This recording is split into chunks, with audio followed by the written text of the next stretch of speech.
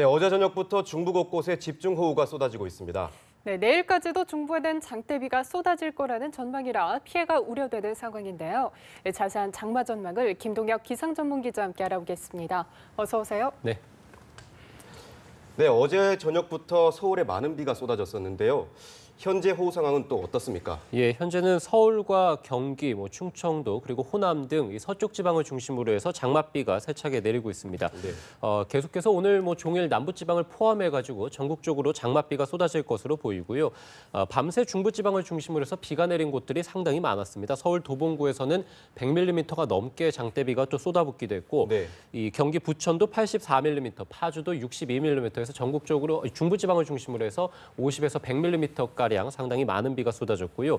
특히 부천에서는 1시간 만에 44mm의 집중호우가 쏟아지기도 했고요. 천안에서도 32mm에 해당하는 강한 비가 쏟아지는 이 시간대도 있었습니다. 네.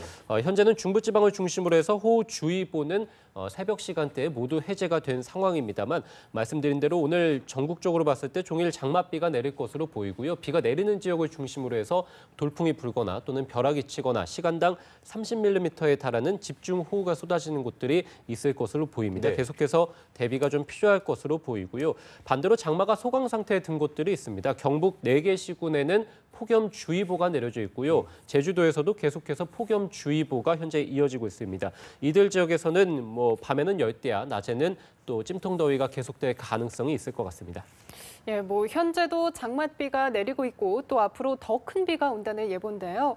예, 앞으로 어느 지역에 주로 비가 집중이 되나요? 예, 일단은 강수량을 먼저 말씀을 좀 드리겠는데요. 서울과 경기, 영서, 충청, 북부 지방을 중심으로 해서 50에서 100mm, 그리고 경기 내륙과 충청 일부 지역, 그리고 강원 내륙을 중심으로 해서는 150mm가 넘는 비가 내일까지 또 내릴 것으로 보입니다. 그래서 네. 계속해서 중부지방을 중심으로 해서는 강한 비 그리고 많은 비가 쏟아질 것으로 보이고요. 그밖에 충청 남부와 영동지방 그리고 경북과 호남 지방을 중심으로도 30에서 80mm 많은 비가 역시 또 내일까지 내릴 것으로 보입니다. 네. 주로 이제 종일 장맛비가 집중된다. 그리고 오후부터 해가지고 충청과 호남 그리고 영서 지방에서 강한 비가 내리는 곳들이 있을 것 같고요. 서울에서도 종일 오늘까지는 장맛비가 내릴 것으로 보입니다. 네, 올해 장맛비가 내리는 것 보면 오후에는 소강 상태에 접어들었다가 밤이나 새벽부터 다시 비가 내리는 이걸 야행성 장마라고도 부르던데요. 비가 이렇게 밤새에 집중되는 이유가 뭘까요? 예, 주말부터 해서 계속해서 밤에 좀 많은 비가 집중이 됐고 이번에도 마찬가지로 어젯밤부터 오늘 아침 사이에 좀 많은 비가 집중되는 모습을 보였습니다. 네. 마찬가지로 또 오늘 밤부터 해가지고 내일 또 오전까지 많은 비가 또 중부지방에 내릴 것으로 보이는데 계속해서 장마 초반부이긴 합니다만 이 밤에 좀 내리는 비 말씀해 주신 대로 야행성 장마라고 우리가 보통 얘기를 하긴 합니다. 이렇게 네. 낮보다는 밤에서 새벽 사이에 좀 많은 비 그리고 강한 비가 집중되고 나는데 두 가지 측면을 볼 수 있을 것 같습니다. 낮에는 아무래도 지면이 가열되기도 하고요. 그래서 공기가 뒤섞이는 과정들이 많습니다. 그러면 한반도 남서쪽에서 들어온 수증기가 이 공기 중에 머물 수 있는 공간이 많지 않은데 반면에 밤이 되면은 지면이 빠르게 식어버립니다. 그럼 대기가 안정되기 때문에 수증기가 공기 중에 머물 수 있는 공간이 많거든요. 이 수증기가 많다라는 것은 구름이 크게 발달하고 또 강하게 발달할 수 있을 그럴 가능성이 있다는 것이고요. 이 구름 측면에서 봤을 때도 낮보다는 밤이 됐을 때 구름의 상층부가 빠르게 식어버립니다. 이 구름이라는 것은 높이가 수킬로미터에 달하거든요. 그러니까 구름의 하층부와 상층부의 온도 차이가 상당히 극심하기 때문에 구름이 역시 낮보다는 밤에 또 크고 그리고 넓게 발달할 수 있는 가능성이 큽니다. 그래서 어떻게 보면은 장마의 특징이라기보다는 한반도의 강수 특징이라고 볼 수 있겠습니다. 물론 낮에 강한 이 비구름대들이 들어오면은 낮에도 강한 비가 내리겠습니다만 주로 이제 낮보다는 밤에 더 비구름대가 크게 발달하곤 합니다. 네. 예, 당초 중부지방을 중심으로 마른 장마가 될 것이라는 예측도 있었는데 좀 예측이 빗나갔다고 볼 수 있을까요? 예, 일단은 여름철이 시작되기 전에 기상청에서 중부지방을 중심으로 해서 평년보다 비가 좀 적게 내릴 가능성이 있겠다. 우리가 장마 한 달 기간 동안에 350mm 안팎 정도 비가 내리고 나는데 이거보다는 중부지방을 중심으로 해서는 좀 적게 내릴 가능성이 있겠다라고 봤거든요. 그 얘기는 역시 이제 중부지방의 마른 장마 가능성, 특히 최근에 계속해서 중부지방에서 가뭄이 극심했는데 이렇게 된다면 이 중부지방의 가뭄이 계속될 가능성도 있을 것이다. 이렇게 전망을 한 바가 있습니다. 물론 이제 예측치니까 이제 좀 틀리게 볼 수는 있겠는데 지금 장마 초반이긴 하고 장마가 30일가량인데 한 열흘 정도 지났거든요. 이 열흘 정도, 그러니까 장마 초기이긴 합니다만 중부지방에 상당히 많은 비가 집중이 됐거든요. 네. 강원 산간에 400mm가 넘게 비가 내렸고요. 경기 포천도 376mm, 서울에도 250mm 정도 비가 내려주면서 반대로 중부지방에 상당히 많은 비가 집중이 됐고 예. 남부지방도 뭐 한 100에서 200mm 정도 비가 내렸습니다만 이 포항이라든지 경북 영천 이런 지역들은 뭐 한 10mm 정도 비가 내려주면서 역시 비가 좀 적게 내리는 모습도 예. 보였습니다. 아무래도 한반도 남쪽에서의 어떤 세력 그리고 한반도 북쪽에서의 세력이 서로 강하게 충돌하다 보면 그 중간 지점인 이 중부지방을 중심으로 해서 장마 전선이 형성이 되게 되고 한반도 남서쪽에서 들어오는 이 수증기가 좁은 통로를 통해서 중부지방으로 집중되기 때문에 주로 남부보다는 중부에 장맛비가 집중됐습니다. 네, 방금 말씀해 주신 대로 중부지방의 가뭄이 극심해서 걱정이었지만 예상보다는 많은 비가 내려줘서 이제 가뭄은 어느 정도 해결된 것일까요? 예, 뭐 중부지방은 말씀드린 대로 뭐 200mm가 넘게 비가 내렸기 때문에 중부지방의 가뭄은 해갈됐다 이렇게 보실 수 있을 것 같습니다. 어쨌든 가뭄에 대해서 큰 고비는 넘겼다 이렇게 또 볼 수도 있을 것 같고요.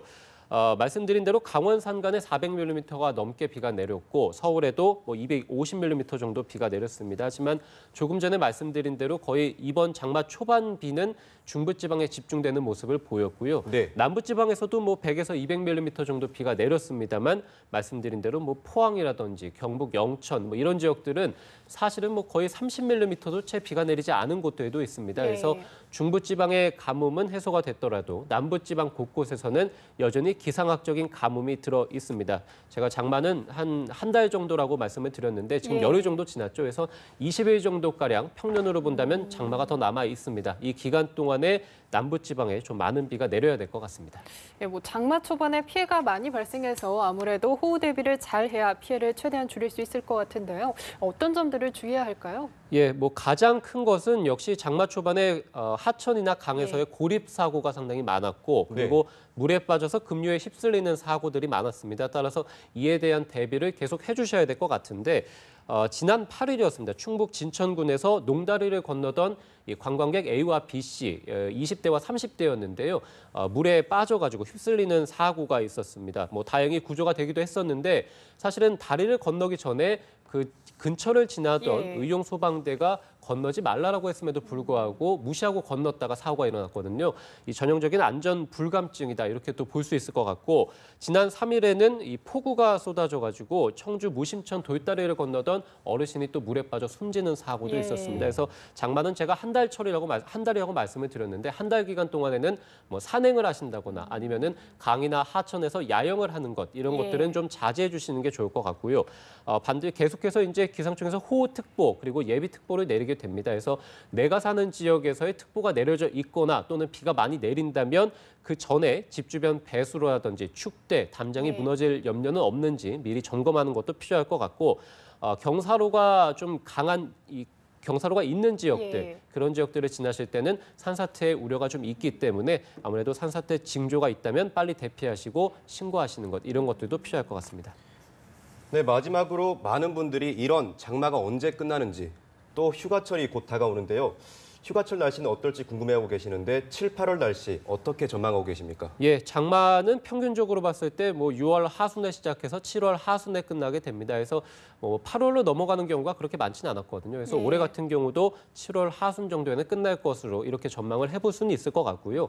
우리가 이제 장마철에 장마가 소강 상태에 든 곳들은 찜통더위 그리고 폭염이 계속되곤 합니다. 그래서 장마철에도 찜통더위와 폭염이 계속되겠습니다만 장마가 끝나고 나면은 한반도 남쪽에서의 습한 세력들이 완전히 한반도를 뒤덮게 됩니다. 거의 동남아 날씨라고 보시면 될 것 같은데 장마는 끝났더라도 장마가 끝나는 7월 하순부터 해서 8월 달까지는 역시 이제 찜통더위가 기승을 부린다. 그래서 이때 이제 비가 내리지 않기 때문에 많은 이제 분들이 휴가 계획을 잡으시고 그리고 피서객들이 몰리는 달입니다. 그래서 7월 말부터 해서 8월 초 우리가 7말 8초라고 하는데 이 기간 동안에 많은 분들이 역시 또 휴가를 가실 것으로 예상이 되고 있습니다.